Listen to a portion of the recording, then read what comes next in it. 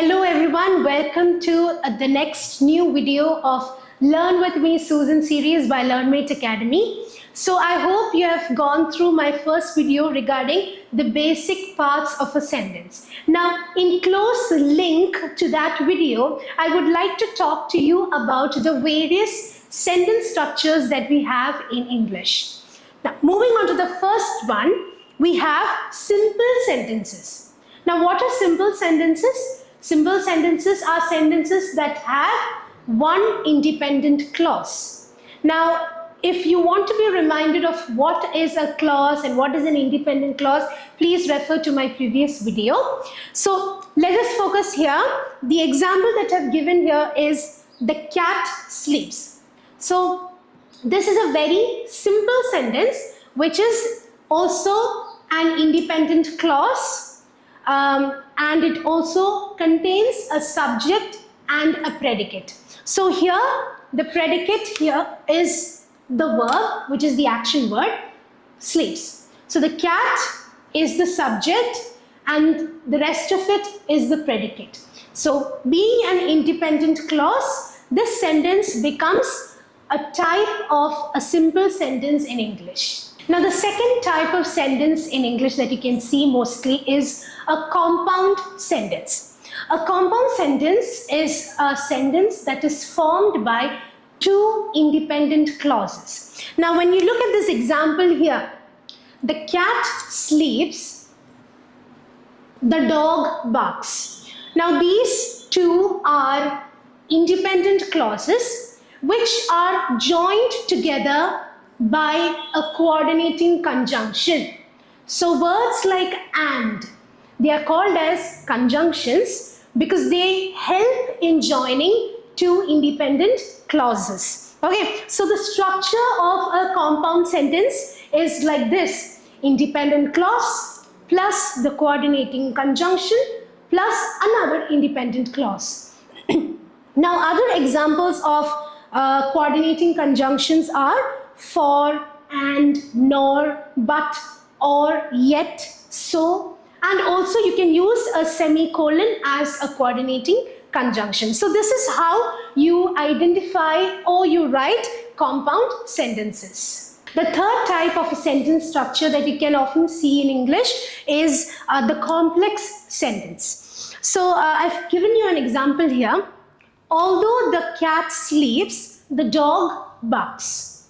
Now, as you can see here, if you divide these two sentences, you can see that the first one is a dependent clause, which, if it exists alone, cannot have a meaning on its own. And this dependent clause is joined by the independent clause by a subordinating conjunction. Now, a subordinating conjunction is a conjunction that joins an independent clause with a dependent clause. Okay, so the structure of a complex sentence is like this: independent clause plus subordinating conjunction plus a dependent clause. Now other examples of subordinating conjunctions are as I've listed here. There is a vast list of subordinating conjunctions in English. A few have been listed here, like after, before, if, unless, so that, than, and even though. So this is how complex sentences in English work. Now the fourth type of the sentence structure is a combination of the compound and complex sentences. So it is called as compound complex sentences. And I have an example here. Although the cat sleeps, the dog barks, and the bird sings. So, shall we identify what are the independent and dependent clauses? Well, the first one is a dependent clause, and these two sentences are independent clauses which is joined by a coordinating conjunction and also a subordinating conjunction. So, the structure of a compound complex sentence is an independent clause plus a coordinating conjunction plus another independent clause joined with another subordinating conjunction and followed by a dependent clause. So remember, in such sentences, you need to add two or more independent clauses and dependent clauses. So the structure of a compound complex sentence is as follows, like I've written here: independent clause plus coordinating conjunction plus again an independent clause with subordinating conjunction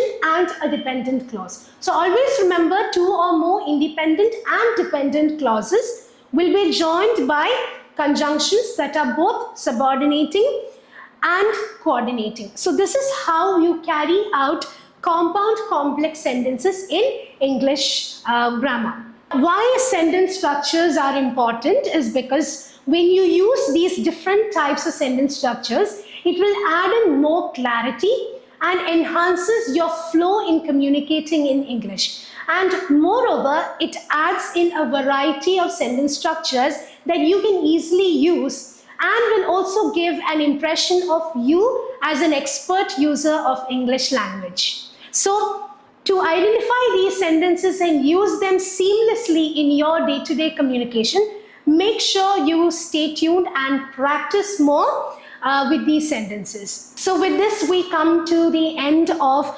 sentence structures. In part 1, I dealt with the different parts of a sentence, and in this part I dealt with the types of sentence structures. So stay connected with us.